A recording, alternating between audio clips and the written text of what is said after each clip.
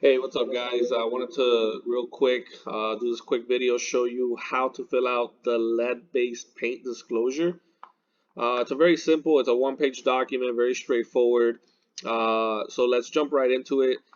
Basically, anytime you have a property where you're putting in an offer and the property was built prior to 1978, you need to do this addendum and this needs to accompany the offer. All right. So real quick, very straightforward. You have your seller, you have your buyer, and you have the property address. So you would fill out this as you would on the regular purchase contract. Going further down, you have two sections here. You have the seller's disclosure and buyer's acknowledgement. So under the seller's disclosure, you're gonna pretty much every time you send this offer, because it's very rare that the seller has knowledge of lead-based paint, or rather that they have reports about lead-based paint. It's super rare. So it's not something you would even ask. You would so I always say send this offer, check the box that says seller has no knowledge of lead-based paint, and check this box that says seller has no reports or records pertaining to lead-based paint, because virtually 100% of the time that's what's going to happen. Now, in the event that there is knowledge of lead-based paint, just because I check these boxes here or you check these boxes doesn't mean the seller all of a sudden doesn't have to tell us. No, they have to tell us.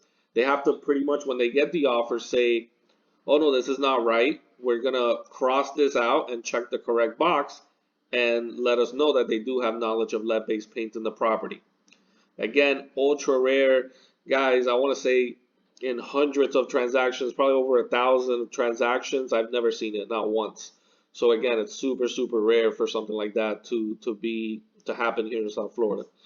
Um, Regardless, if there is lead-based paint, or if your buyer is concerned about lead-based paint, that is something that you can talk to your home inspector and they can inspect for that.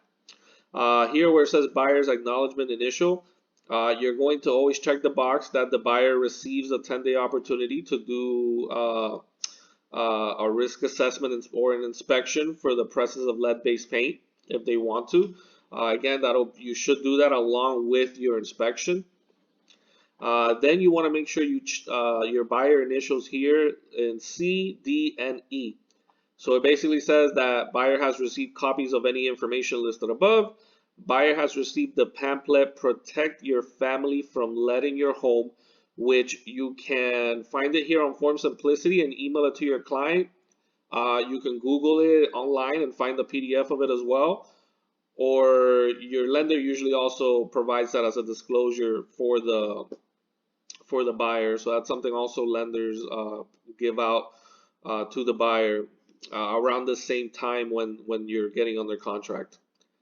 And also initial E, which again says that the buyer is, having a 10-day opportunity or mutually agreed upon period to conduct an inspection if they choose to.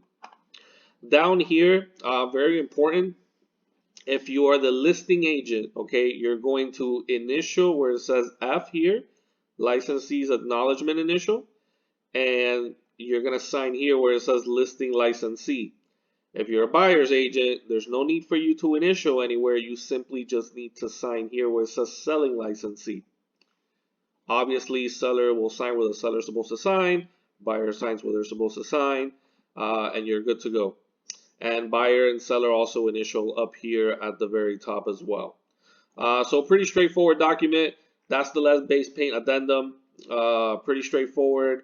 And again, make sure you include this in your offers in any property that was built prior to 1978. All right.